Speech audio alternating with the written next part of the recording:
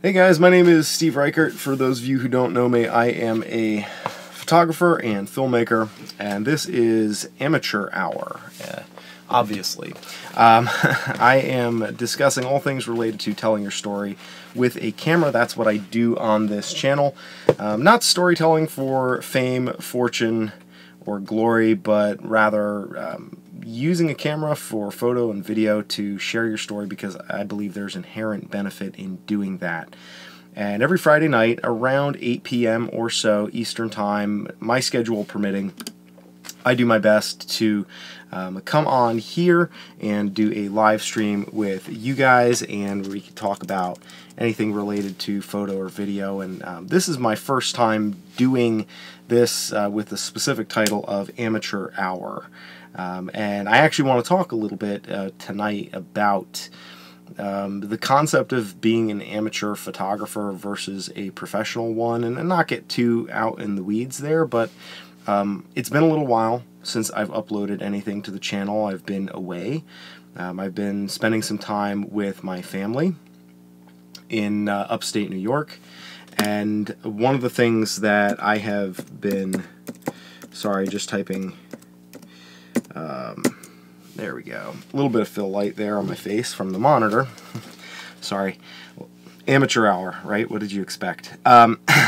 So I've been spending a little bit of time with my family in upstate New York. I was working on a documentary project with my dad, and been kind of spending a lot of time fishing with my daughter and my dad, and kind of this intergenerational thing where we're hanging out and reliving some of the experiences that I had from my childhood.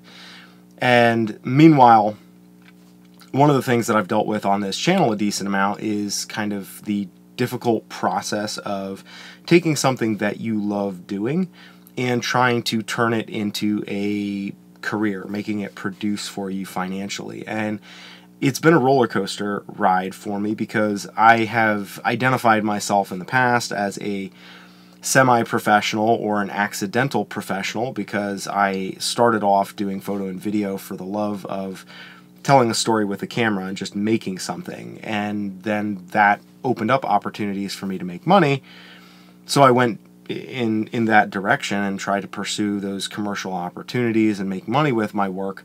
And then kind of after taking several steps down the path, it was like the light vanished, and I was stuck on that path without much guidance and any awareness or understanding of how to get more clients and actually turn that into a sustainable, a sustainable business that I could count on to support myself and my family and my lifestyle, and really move forward with photo and video. And my point in saying this, and I'm planning on making the live stream that I do every Friday nights around 8 p.m. Eastern Time. I think I'm going to call them Amateur Hour from now on, because that's kind of what it is. Sort of a tongue-in-cheek, poking fun at my own predicament a little bit, and also,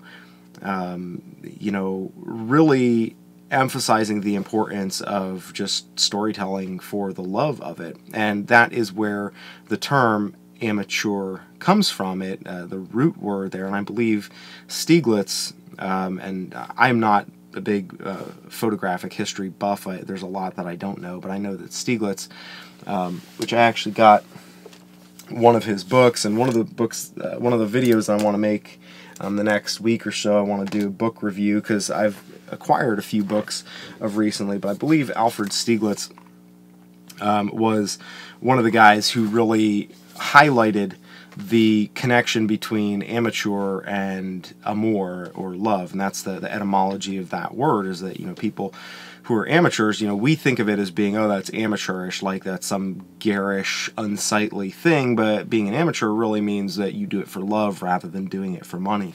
I'm definitely not of the opinion or trying to convince anybody, that you can't or shouldn't do it for money. And if I had the ability or the opportunity to profit off of my work to the point where I could support myself, I mean, I have the YouTube channel, I have a Patreon community that supports specific documentary projects that I do, You know, I make a little money off of Amazon affiliate sales, so if you're buying literally anything off of Amazon, if you arrive at Amazon through my affiliate links, that helps support this channel regardless what you buy, whether it's something that I have specifically linked or not. And so, you know, I make a little bit, just enough to kind of pay for my domain, my blog at livingvertical.org and a few other things. And, you know, but taking it from that like $300 to $500 a month mark to oh, this could pay a mortgage dollar amount per month. That is something that, you know, I have put the last 5 years or so of my life. And, you know, granted, I've learned a lot of things. I made a lot of mistakes, but, you know, it's not something like, oh, I'm going to kind of do that as a side hustle to see where it goes. I have put the hammer down. I have sacrificed things, you know, relationships and comforts of like living in my own place and all these other things. I've put a lot into trying to make it, make that career, you know, in the creative space, really make that blossom. And it hasn't. You know, it's kind of reached this point where there's a little bit of sizzle, but it's not enough to make the grade, not enough to support my family, and certainly not enough to support my habit of buying cameras and, you know, getting film developed and stuff. I always have a camera at hand that I can brandish about while I'm doing these live streams, and tonight I have the FE2 by Nikon, one of my favorite film cameras. Very simple, very easy to use, very heavy, can also be used as a weapon or a paperweight. But, you know, not making enough money to even support my photographic habit, it made me kind of go back to it and think, all right, well, maybe I need to go back to the drawing board. And I've spent a couple of weeks away from the YouTube channel, haven't uploaded a whole bunch of stuff, because I want to be authentic in what I'm doing for my audience, you know, and also for my own benefit. And I'm reaching a point where I feel like there is a sizable benefit to not having a financial interest tied up in the creative work that I am doing. And I'll talk a little bit more about that in a second, but I did just get a question, and I love answering questions. And this is from Suzuki Pro, who asks, would you suggest the G85 or Sony A6300? Now, Suzuki Pro, that's a great question. My answer is it depends. So what is it that you are trying to shoot? Are you looking to do mainly photos, mainly video? And in what sort of context or environment would you be trying to do those things? Also, you know, where is this, whatever you're creating, mainly videos, okay? What are you going to be doing with these videos? Are we talking Facebook, YouTube, Instagram? Is this kind of professional quality, or is this for your own entertainment? Also, what type of videos, too? And I know that's kind of a broad question, but for me, I started this channel because I was really documenting my adventures, like climbing, backpacking, and once I, you know, figure out how to get out of this financial rut that attempting to be a professional creative has put me into, I hope to have free time to get back out and start climbing again. But that context in which I make videos definitely has impacted the choices in terms of the camera gear that I use. So basically G85 versus A6300. I will tell you hands down, my bias is highly towards the G85, and that's for a couple of reasons. Number one, the G85 is small, it's light, it's weatherproof, and for $1,000, having the in-body image stabilization, which is outstanding, you know, the video quality out of the Panasonic cameras is very good. The fully articulating touchscreen, very, very useful. I'm shooting not this live video, I'm not shooting with the G85, but I've done a lot of videos. Yes, Steve M says, and the G85 won't overheat. The Panasonic cameras, and I shoot with the GH5 predominantly for video, and mostly with a Fuji X-T2 for stills. And and a Fuji X100T also for some stills functions. And I do have, you know, film cameras, and I have a full frame camera as well. I don't have, and I have a tiny little Sony RX100 Mark IV. So I don't have a huge amount of brand loyalty. I'm you know, equal opportunity smack talker when it comes to cameras, and I like to be realistic about all of them. But the Panasonic cameras, they are workhorses. There are things that Sony has that make their cameras look really, really good on paper. They have some really impressive specifications, and if low light is your primary consideration and autofocus is your primary consideration, and there is no room for workarounds, then I would say, okay, the A6300 might be a better deal for you than the G85. But if budget is a concern, the size and the portability of lenses and the cost of lenses, the lenses for the Micro Four Thirds system, I mean, you can even work around the low light for the Micro Four Thirds system. And I've done some videos comparing the XT2, which has the same size sensor, the APS-C sensor, as the you know, has the same size sensor as the A6300, against the GH5, which is Micro Four Thirds. And there certainly are limitations with a smaller sensor, but there's limitations with a APS-C over a full frame, and a full frame over or under, I guess you could say, a medium format. So there's always going to be limitations, but you can do a lot.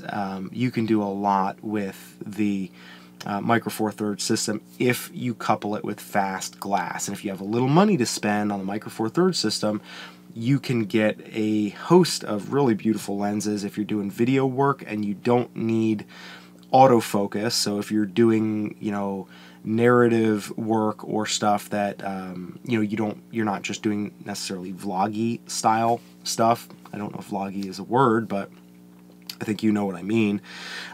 You can adapt third-party lenses like Nikon and Canon to Micro Four Thirds with a speed booster and get great shallow depth of field, lots of beautiful, you know, bokeh and all that fun stuff, and get some of the benefit of really high-end glass coupled with a Micro Four Thirds system, and then use those faster lenses to work around the low light issue. And besides, you can always add more light. There are a lot of different things that you can do. I found the only lenses I have, I don't have any adapters. I used to have a speed booster, Nikon to Micro Four Thirds, because I have, well, I don't have that lens sitting out here currently, but it's the 105 f2. It's a portrait lens that I got for my Nikon full frame system, the D600. And I mean, you want to talk about a magnificent lens. It was just beautiful. It is beautiful. It's a beautiful lens, but it's big, and the D600 is big, and I don't really need that much bokeh all the time. So I don't use it a bunch, but I had the adapter so that I could put that lens and use it just as a manual lens only for video work on the G7. And I'm going to do a giveaway here in the next couple of weeks. One of the things I want to do on my channel, I actually want to give away my G7 because I don't really feel like selling it on eBay because, and I know that I might be devaluing my time or overvaluing my time by saying that, like, eBay is a soul-crushing process. I would rather do a giveaway here on the channel. You know, I'd rather do a giveaway here on the channel for my audience and give somebody the G7 that I have with like 6 batteries than to, you know, try to sell it on eBay at this point, because they're not very expensive. And every time somebody comes to me asking for a camera recommendation who's starting out and who wants to do video and photo, and it's kind of like, I don't know what I should get. Should I do this? Should I do that? You know, dollar for donuts, the Panasonic system has my heart. That is definitely my bias. I love the APS-C size sensors. I love Fuji. It's been very, very tough for me choosing between the XT2 and the GH5 just based on sentimental value and how much I love the design of the XT2. And I also, just at a random point here in this live stream, I want to thank Ted Forbes from Art of Photography for doing a video about the Fuji X-T2 fairly recently, because that has increased a lot of people coming to my channel because people are more interested in the X-T2 now that his influence has, you know, kind of sparked some interest there. So I think that's kind of funny, and that's pretty cool. Hey, Queen of San Joaquin, good to see you here. Steven added as well one other thought. If you want to tweak your image, the Sony has a plethora of settings along with S-Log. So yeah, if you're interested in doing like color grading and stuff like that, Sony does have some options there that can certainly be very, very useful for you. The other thing, if you do get the G85, I would highly suggest checking out Caleb Pike's G7, which for all practical purposes, same usability. Like the G85 is very similar to the G7. He has a video detailing all the settings and the way to like use the G7 slash G85. It's available through Vimeo. I think it's like 20 bucks or something like that. It's a 3-hour video course, and it's really good. Hey, King Yuzi, good to see you here. Glad you made it. I was wondering if you would make it in here. So yeah, so that's my 2 cents about the hi Red Anks, good to see you here. That's my 2 cents about the G85 versus the A6300. I think from a standpoint of reliability, simplicity, and just simple value in dollars for horsepower, the Panasonic cameras, despite the fact that their sensor isn't the biggest, and despite the fact that they, as Steve pointed out, they don't have in the G85 and the G7 anyways, those more consumer models, they don't have the log profiles. But you know, for most video creating needs, if you're not doing like higher end stuff, but if you have the budget and you want to do higher end stuff, then you can afford to buy extra batteries for the Sony and work around their foibles. But for me, what I have seen of the Sony cameras, and I'm not a Sony hater, I love, like, Sony cameras got me interested in mirrorless, or at least recently. I mean, my very first experience with mirrorless was the X100T by Fuji, but I didn't realize that that was a thing, that it was mirrorless or anything. I just knew a guy who was using one, so I was like, oh, I'll get one of these. That sounds, you know, cool.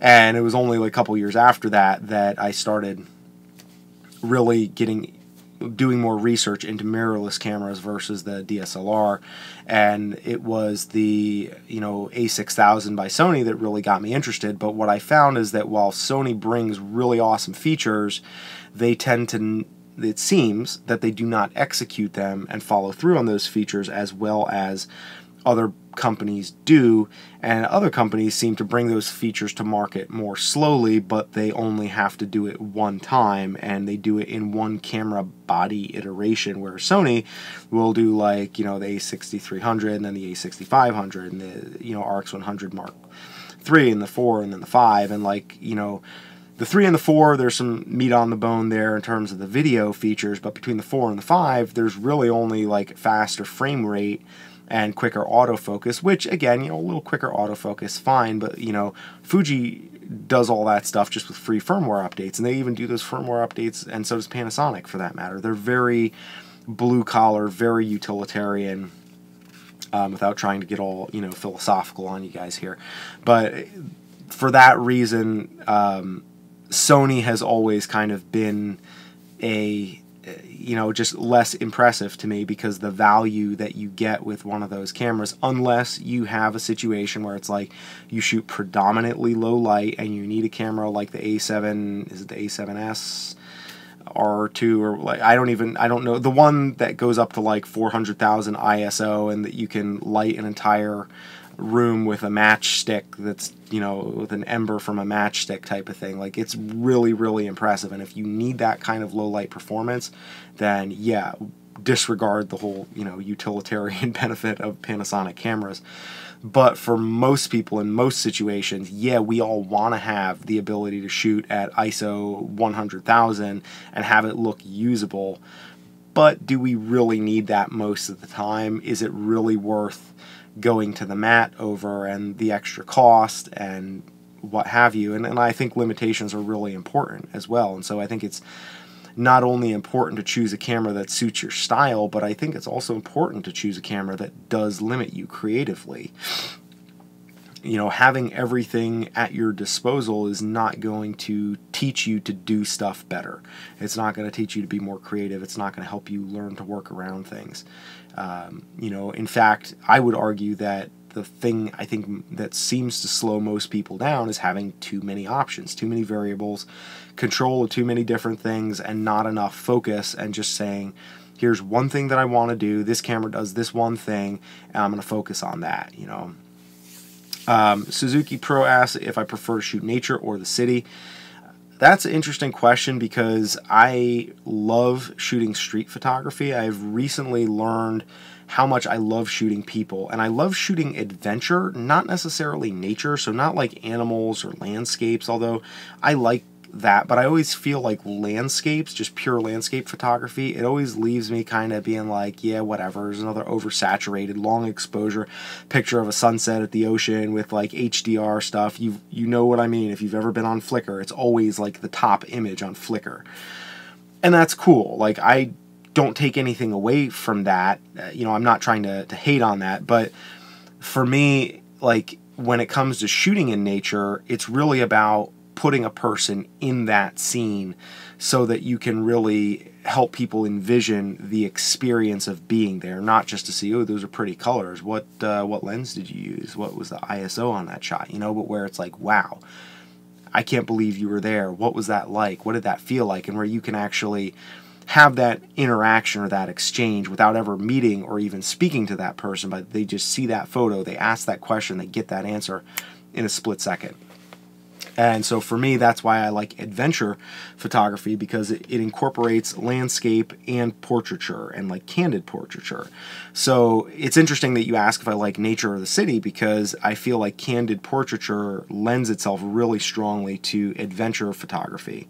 But it also, conversely, lends itself really well towards street photography and like more photojournalistic style. And so when I am pigeonholed into defining my style as a photographer, at least what I identify my style with at this point in my photographic life, I call myself an adventure photojournalist, because I like adventure photography and I like taking pictures of people, and I also like documenting and telling stories, and I feel like that terminology, while a little bit pretentious sounding and a little overloaded, that is, you know, fairly detailed but accurate in terms of representation of what I like to shoot. So and what I was kind of getting into earlier in the video, for those of you guys, or the live stream, for those of you guys who just joined, I haven't done a live stream I missed last week and maybe even the week before. And I haven't added any new videos for the last couple of weeks, which of course is giving me all kinds of anxiety and like, you know, is my channel going to go fall off of Google and people are going to stop, you know, watching my stuff? And one of the reasons why I labeled this live stream Amateur Hour is because I have been kind of going back to the drawing board in terms of what I am doing financially and professionally as it involves my work as a creative professional. And I have found a great deal, just very recently, a great deal of liberation by separating my employment from my video and photo work. So basically saying, you know, I'm going to go ahead and bail on trying to make it as a professional. Now, I may accidentally make it as a professional because I'm starting to turn my attention to shooting stuff that I love and that I care about, and maybe it builds a following and it goes from, you know, being just the small little stipend that helps me pay for my web hosting fees and stuff like that, you know, what I get through my Amazon affiliates and then the YouTube revenue and stuff like that, and my Patreon. You know, it could turn into something, but if it does, that's great. But instead of trying to make it as a creative, like I've had some really important realizations about how much I enjoy photography when I don't have to worry about people liking my stuff, and how much I enjoy telling stories and filmmaking when I don't have to worry about, like, is it 100% perfect? Is it something that I could send to a corporate client that they could sit down with their creative team and that they would pick it apart and find it flawless, and that they would be willing to hire me, it's like that doesn't really bring me joy. And so the whole concept of this amateur hour, as I am going to be rebranding, not the whole channel necessarily, although don't be surprised if you see that theme within the channel, but the live stream specifically, calling them amateur hour, is sort of a homage to amateur storytelling in photography and video. It's that I feel so much more excited and liberated about what I want to do with the camera, based on just the decision that I made recently that I'm going to go back to college and I am going to be a nurse. I can do something that's meaningful, that I don't have to make proposals to people and say, hey, you know, like, I see that you have a knife sticking out of your neck, and so let me put together a PDF and I'm going to email it to you, and you can send it around the office, and I will give you, you know, I'll do it by the project, I'll do it by the hour. We'll see if we can come up with something, and then you let me know what you're thinking. Oh, okay, here are your rates, this is good, but you know, we don't have it in the budget right now, so we're going to just keep the knife in our neck for the next, you know, couple of days. And then, you know, we actually decided to go with a different hospital because they didn't, you know, you don't have that in emergency response. And I've had a lot of experience within a certain subset of medical issues, because I live with type 1 diabetes. I've been very active in blogging and writing and advocating within the type 1 diabetes community, experimenting with diet and nutrition for 20 years. And I've just never put the time in, because to get a degree to actually make a living off of my knowledge from a medical standpoint. I used to teach first aid and safety and CPR, and I worked in search and rescue as well for a while too. So I spent a lot of time kind of doing some of that emergency response stuff. I really enjoyed it, but I just didn't want to put the time in, and instead I put 5 years into trying to develop a professional career as a photographer and a filmmaker. And I didn't really do, I don't know, I mean, I honestly really tried my hardest, you know, like, I put in the work, I do all the stuff that everyone says, and the bottom line that, you know, and I'm not jaded about this, I don't regret that time, because that time enabled me to get better at something that is highly beneficial to me on a personal level now, that I'm going to take with me for the rest of my life. So obviously, those 5 years, that was time well spent. But what you don't hear from, or at least I haven't heard a lot of, from the guys like Peter McKinnon and Casey Neistat, and you know, the guys that are like the heavyweights in the creative, like, live your dream, pursue your passion, make awesome stuff. You know, you don't hear about the fact that you can do everything right and you can fail. Or you can fail in terms of, not as a person fail, but like you fail in terms of, like, if your goal was to support yourself with a camera telling stories, well, yeah, I failed. But telling stories with the camera has given me an understanding of something that means a huge amount to me, and has steered me onto a path that, like, this light bulb went on in my head, and it's like, yeah, I can work 3 12s a week, have sustainable income that I can take anywhere, have money to support my frickin' camera habit, be doing something that is tangibly beneficial to society, have job security because people are always going to be sick and or in need of medical professionals, and I can still have time to go live the adventures that I want to have, and I can do that, you know. So it's like, I don't look at this as like, oh, I failed at being a creative, or I failed at photography and video stuff. Who knows, like, down the road I might shoot something that, you know, Nat Geo comes along and is like, hey, you know, can you take some time off nursing? We want you to go out to, you know, the jungles of, I don't know, Indonesia or something to shoot something for us. I'd be like, hell yeah, that would be awesome. But in the meantime, I'm not hating my life because I'm beating myself up that that moment hasn't come. And if that moment never comes, I have all these moments of realization of what I have gained just by seeing my life through this lens, when I can remember to take the lens cap off of it. And that is really the big takeaway. And, you know, everybody like Chase Jarvis and these other guys, and I'm not hating on them, I promise I'm not. I just want to offer kind of a flip side of the coin there. You know, they talk about being successful and doing it for the love of it, and sometimes being successful in photography means understanding that success for you is not going to come in the way of dollars and cents. Success for you is going to come on a much deeper, more personal level, you know. And so that's, you know, Yeah, and King Yuzi says all the bigwigs had side jobs supporting them the whole time until they were popular enough to quit those jobs. And for me, honestly, my goal is, you know, like thinking about nursing the last couple of weeks since I've taken some time away from the channel and just time to spend with my daughter out fishing. And like, I've been telling the stories on my Instagram and King Yuzi, I know you, Queen of San Joaquin. Handful of you other folks may follow me on Instagram. I'm at Living Vertical on Instagram. And I've been sharing, you know, stories that go along with the photos that I've taken, you know, in stills. And, you know, thinking about nursing, it's made me really excited about, more excited about nursing and not having any financial incentive tied to my creative work than I was about applying for a creative gig and hoping that I might get it. And that was kind of an important thing for me to realize, to say, okay, like, being successful is largely about how we frame that success.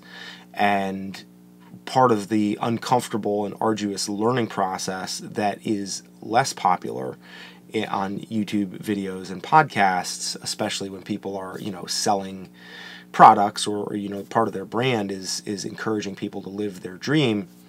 It's hard to really honestly focus on the fact that success is all about redefining what success means for you and not trying to pigeonhole your success and hammer that square peg through the round hole. And if financial success is something that does come out of this for me, hey, great, that would be awesome. I'm not close to that. You know, I'm not saying, oh, I'll never take money and I think that it's terrible to be a professional. I think that's great. Some people can do it. And maybe I can do it too, and I just missed the exit and I, you know, didn't find the right off-ramp. But I also think that, you know, going back to school for a couple years to be a nurse and doing that, I don't think there's going to be a point in my life where I look back and say, man, if only I just hadn't gone and pursued the frivolous dreams of like helping people and trying to save people's lives, and instead I just put more time into developing better hashtagging strategies for Instagram, my life would be so much more full. I don't think that's ever going to happen, you know. And again, it's not, I say that kind of tongue-in-cheek. I'm not disparaging people who are successful by doing that stuff. But I just think it's really interesting, and it's worth noting that you can do all the things that everybody says that you need to do, and a lot of it comes down to right place and right time. You know, like right now, just as a for instance, I have about 10,000 followers on Instagram, almost 11,000. And before Facebook bought Instagram, implemented their bogus algorithm, and started charging you money to reach the people who wanted to see your content, which is egregious and shameful. Not completely unexpected, but, you know, that's what happens. Before Facebook implemented those kinds of procedures, you know, I was able to build that following with no like buying likes or any like cheap bogus scams. I built a following doing almost exactly what I'm doing right now. The funny thing is, since they've implemented those things and since the platform has grown so much, I have not, like, I'm actually losing followers because, you know, I get to follow, unfollow people that are just like, you know, random brands that come along like, hey, you know, Las Vegas nightclub promoters, 1234_7, you know, like I get them, they follow me and then they unfollow me, you know, it's like, but my following has leveled off and then just kind of gradually gone down. And it's like, you know, if you hit a critical mass, you can break through that. I didn't hit the critical mass, but I did grow significantly at the time. But like, if I started up another Instagram account today, with things being as they are, without having a shit pile of money to spend on things, could I replicate that same success because I have a brand that's recognizable and I have a vision and a mission and all this other stuff? I would argue that it would be a hell of a lot harder. You know, it would be a hell of a lot harder to do that no matter how much you differentiate, because a lot of it is time and place and like reading the signs and getting off, you know, taking the right exits at the right time so that you get to where you need to be. It's not as simple as just doing this. It's about doing this the right way and at the right time too. King Uzi says, becoming secure in your life will reduce the stress around financial issues. Knock-on effect, doing creative stuff for fun. I think that might be a typo, but doing creative stuff for fun rather than relying on them for financial gains. And I'm with you 100%. And even like having, I mean, you want to talk about stressful. Okay, today I was on the phone with my college where I got my bachelor's degree saying, hey, I just need to get a transcript. And they're like, oh, we don't know anything. We can't do that. We can't give you a transcript that you can like download yourself. Like, you've been out of school for too long. And I'm like, yeah, but I'm out of school. I graduated and I've been like paying my loans for X amount of time. You guys got paid and I attended all my classes, and now literally the only value that you have in terms of practical use in my life or in anyone's life is to give me my frickin' transcripts. And I was on the phone for like 3 hours, and my daughter had an accident at the same time. It was really stressful. But that notwithstanding, yeah, I'm very much of the mind that the amateur pursuit of creative stuff really, it's its own thing. Like, it's opening a new door, a new way for me to really connect to and explore this stuff. And I'm excited for that because, you know, honestly, there's you've heard the term fake it till you make it. And there's a certain extent to which I've been pussyfooting around the whole declaration of the hell with this. I'm done trying to be a professional photographer and filmmaker. And I haven't officially released that video yet, where, I mean, obviously this is a live stream and most people are never going to make it 36 minutes into this. So it's not, I could say, you know, any kinds of offensive, horrible things this deep in a video, and it would never see the light of day other than the 8 of you that are here, assuming that everybody's actually listening and paying attention and just didn't, you know, leave their browser open and walked away.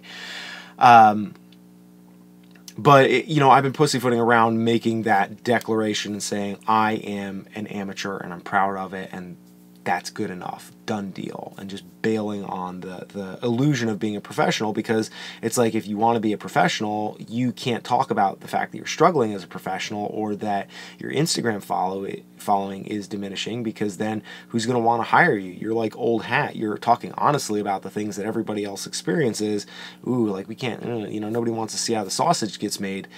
And I would bet my bottom dollar that there are more people in my position who are kind of quasi-professionals who do a little work here, a little work there, but haven't, or people who, you know, still have that, you know, that's their side hustle, basically, but can't make it really pop enough to get, even though they're doing all the stuff that they're supposed to do, quote unquote, supposed to, they can't make it pop enough to really make it their full-time income, but it hasn't failed so completely that they can just completely let it go and just be like, the hell with this, I'm done.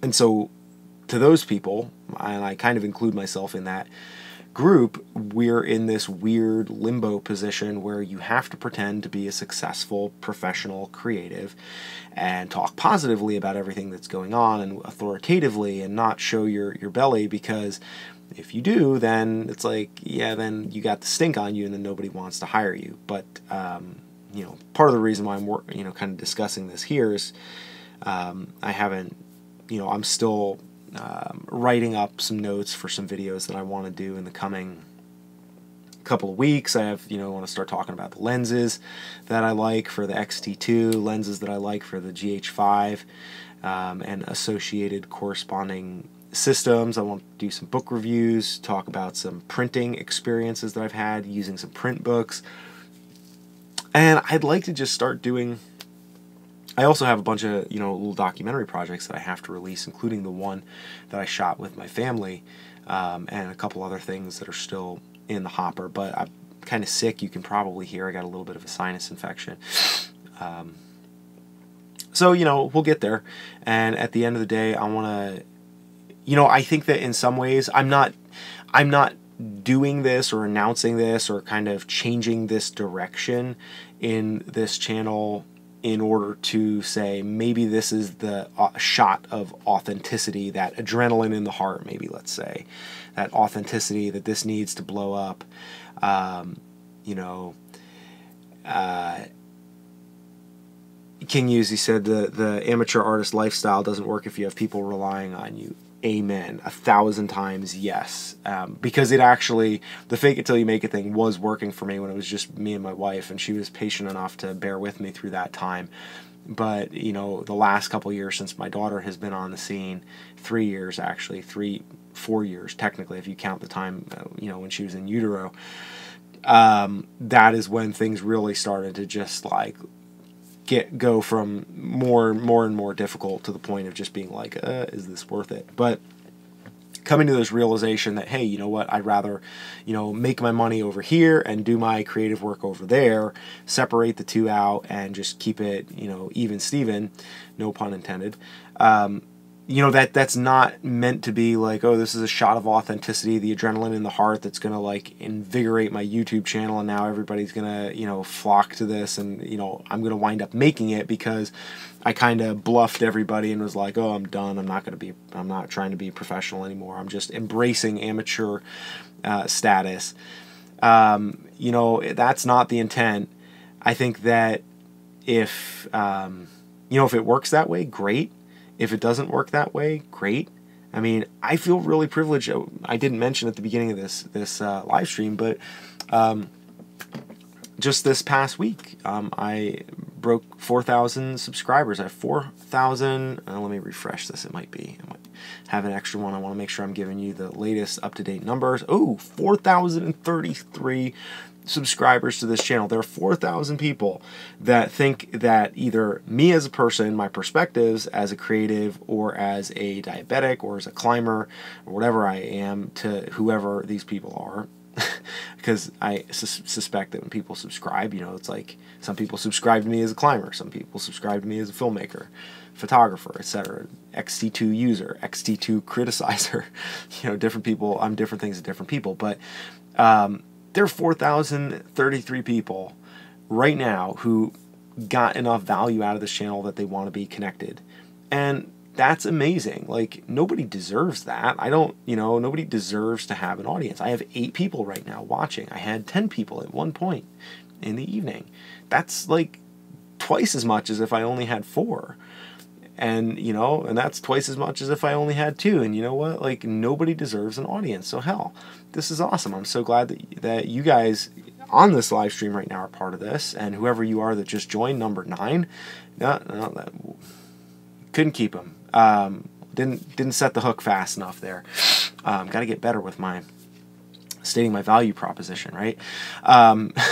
But, you know, like having you guys here that are checking this stuff out and they're interested in this and that, you know, this is awesome. You know, what more does somebody need? So, yeah, thank you, King Uzi. I appreciate that. And, you know, I still look at it as a really useful exercise, you know, to try to improve what I'm doing creatively, but I get to do it for you guys now, you know, and for myself also, rather than for just clients. And Queen of San Joaquin says, I think sometimes life gets boring if you're doing just one thing, and I could not possibly agree more. One of the things I struggle with a lot of times is that I like variety. I do something until I get pretty good at it, and then it's like the gap from pretty good to really good is something that I have, or even like, you know, advanced to expert, let's say, better than pretty good. You know, I would say when it comes to photography and filmmaking, I would say, you know, I would say advanced, like, you know, intermediate advanced. Again, that's a sliding scale, depends on where you put the top end of that scale, but I would say, you know, somewhere around advanced is where I would place myself. And you know, that's where I would place myself. But like going from where I am to like that extra 10% to be, or maybe 15%, whatever, just for example, I'm not trying to inflate my skills as a photographer or filmmaker, but trying to take that, you know, really close that gap of like going from good to very good or what have you. That's the thing that is always a struggle, and I feel like variety is something that I enjoy a lot. We had a comment about the lighting setup. Jack of all trades, master of none. And yeah, I would like to say that, you know, and I'm not sure what the exact definition of jack in jack of all trades, because jack of all trades sounds a little bit like, sounds a little pejorative, you know. It's like, oh, they're just some, you know, it sounds kind of like, you know, somebody's just a jack off type of thing. And I think that there's, in a similar way to which an amateur is somebody who does something not at a lower level of quality or skill, but somebody who is just, you know, puts more emphasis on being well-rounded than being really specialized. And, you know, I have no problem with the concept of specialization. I just think that it's, you know, hard to, at least where I am right now, I don't feel like I have that area of specialization to be able to just say, yeah, this is what I do, and kind of make that my one thing. Suzuki Pro says, I think the live stream would be a bit better with a better lighting setup. Things look a little messy, to be honest. Well, thank you for being honest. I have no argument with honesty, frankly. Yeah, it is a little bit messy, and here's the deal. I live with my mother-in-law. I do these live streams in a closet because I don't have space literally anywhere else to do them.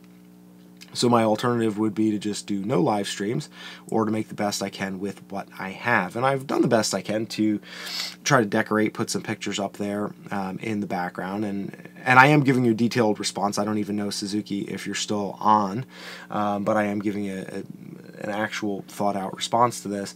The other thing that is worth mentioning is that while aesthetically maybe not the most pleasing thing to the eye, and while this closet is literally so tiny that I cannot fit another thing in here, including lights, I'm making do the best I can with track lighting and all of that. I would love to have a better setup. But pro tip, semi-pro tip, from an audio standpoint, a closet is one of the absolute best places that you can record, because of the fact that having clothes, it sound treats the room. And I have done, professionally, I've done podcast production and audio production, and my clients were under the impression that I had a, when I said studio, right here, this is my studio, and a lot of clothes and a cardboard box with the soundproof foam kind of glued inside that box, placed behind the microphone. You can't beat that with a stick. And so you gotta, you know, to me, the whole concept of YouTube and all of this stuff, it's not about aesthetic perfection, it's about doing the best you can with what you have. And yeah, you do try to make things better. So I don't agree with your I don't disagree with your assessment that better lighting would make this a lot better, and a better, you know, that this is kind of messy. No question about that. However, the live streams, typically I feel a little bit more inclined to let my hair down, pun intended. I let my hair down a little bit, and it's like, yeah, this is just us hanging out. So if you were to come over and visit, we probably wouldn't hang out in the closet, I don't think, but you know, it would probably be a lot messier. And frankly, the closet is neater than any other part of the house, because the closet is mostly my territory. I almost said my space. That's not my space. It's my territory, and since I have all my camera stuff in here, I'm like OCD and like religiously like organizing every little thing. And yeah, so, you know, you do what you can with what you have. And so I would love to one day have a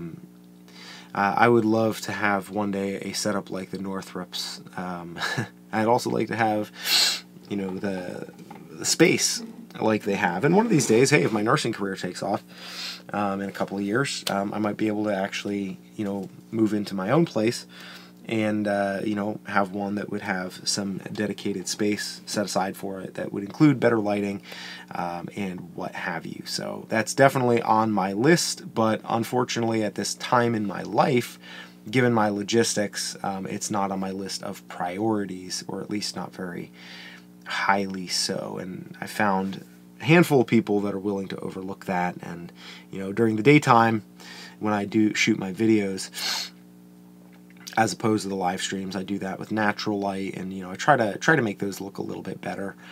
But oddly, the one video that I have that's currently my most, at least for the last 30 days, that has been just crushing it on this channel, it's a kind of a comparative review of the Fuji X-T2, and that I shot on my front porch with a camera held kind of crookedly in like 2 p.m. sunlight. Excuse me. So just terrible lighting, but it's gotten 35,000 some odd views just this month, which for me is a lot. You know, for cat video that might not be very much, but for one of my videos about Fuji X-T2, yeah, I'll take that. I'm pretty happy. So you never know. You know, you never know how that stuff is gonna work out. I saw a comment from, who do we have here? Whoop, trying to access the comments, and again, foiled. Mungo Lewis says, Jack means you can do a bit of everything, nothing wrong in that. Totally agree. Good to see you here, Mungo. Have not seen you here before, at least that I recall, at least not popping up in the comments. So I'm glad you took the time to share a little bit of context there. Maybe I'll look that up at some point, and it's one of those things I would expect to see on Today I Learned on Reddit.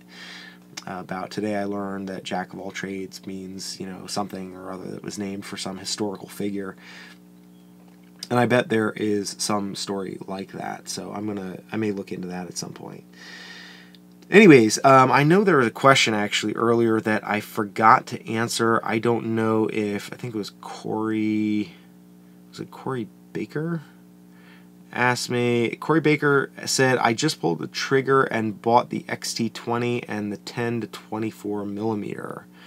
Corey, I guess that wasn't a question, so maybe we didn't miss anything by my not specifically responding to that. If you're still here, Corey, you know, depending on what it is that you want to shoot, that sounds like an awesome combo.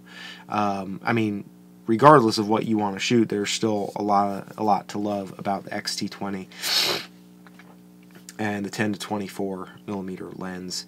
I have not personally used that lens, but I do, and I am going to make a video about the lenses that I prefer for the Fuji X system and the X-T2, especially since I've gotten a lot of traffic over the last month about the X-T2, so I figure it might make sense to kind of flesh out my doings with the X-T2 a little bit and talk a little bit about some of the lenses I like and why, from a general standpoint, not necessarily pixel peeping, because I don't really do that.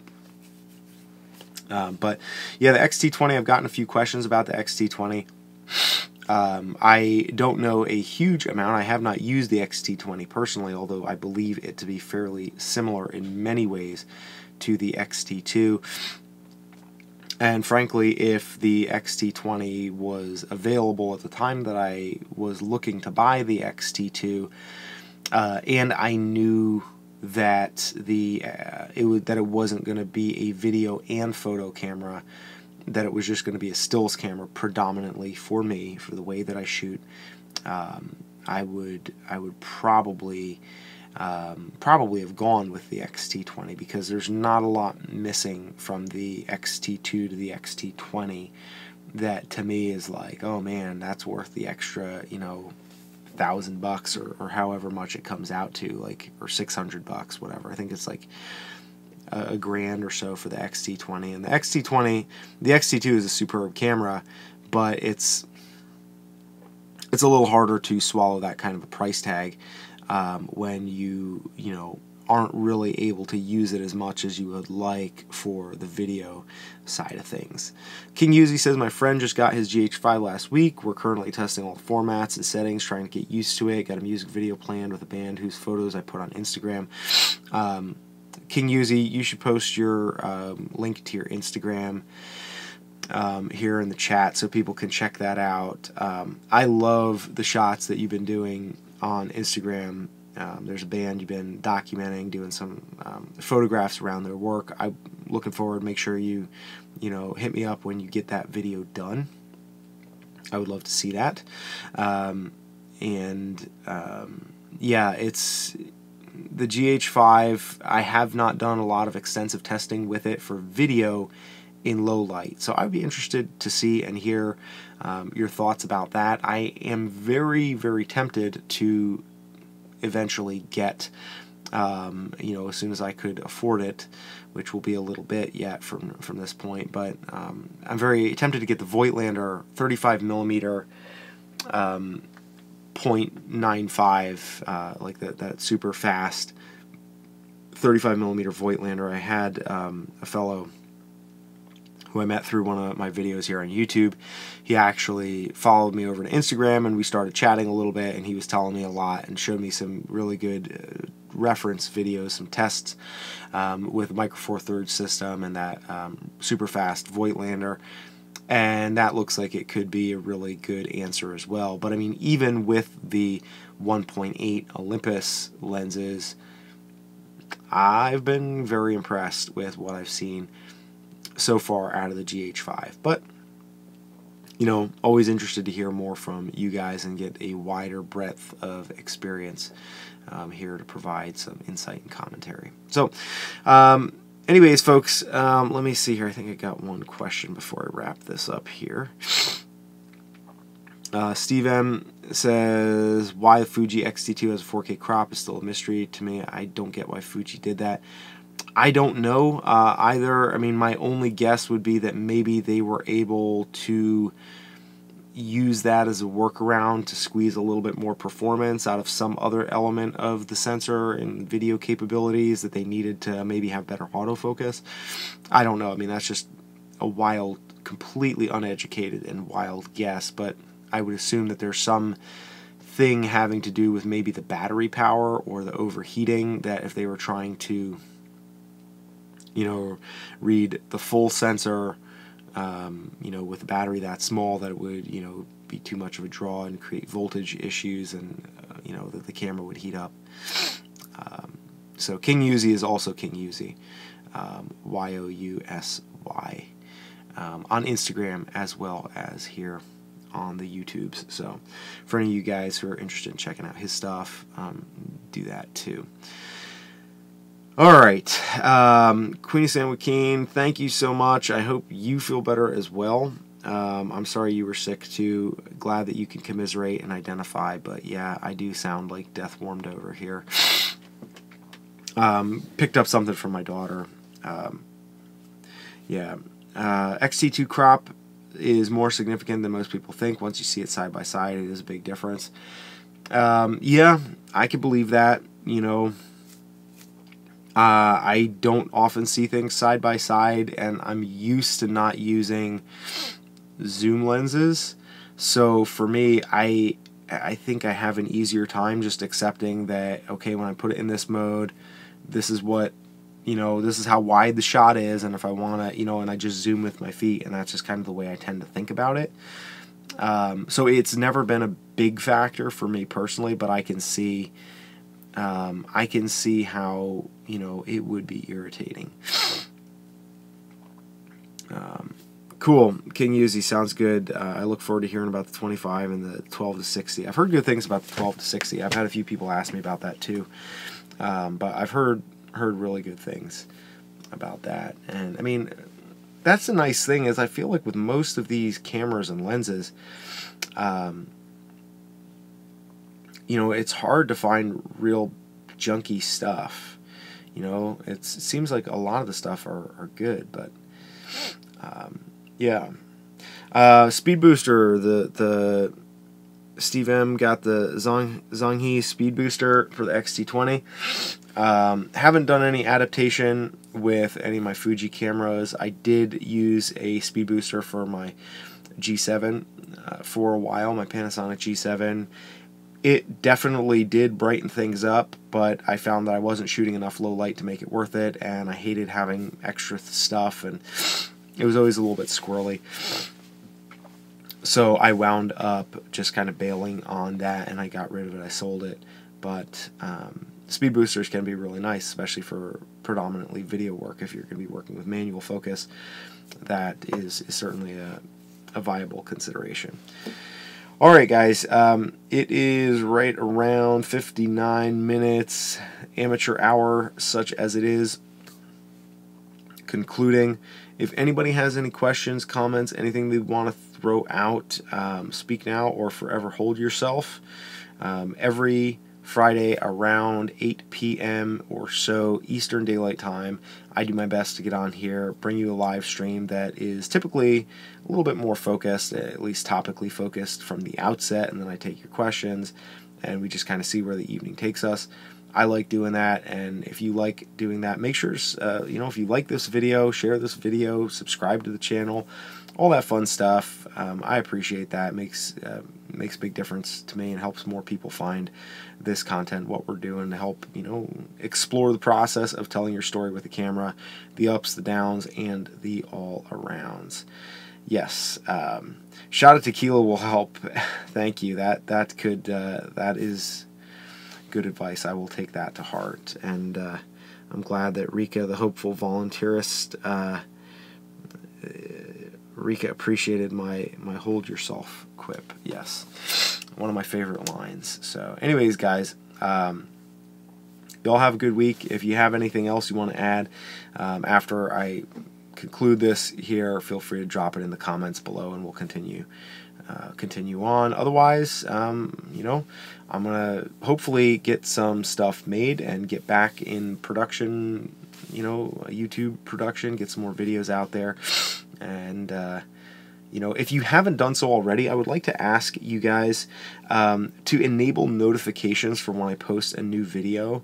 That would be helpful so that you can actually see the videos that I release when I post them.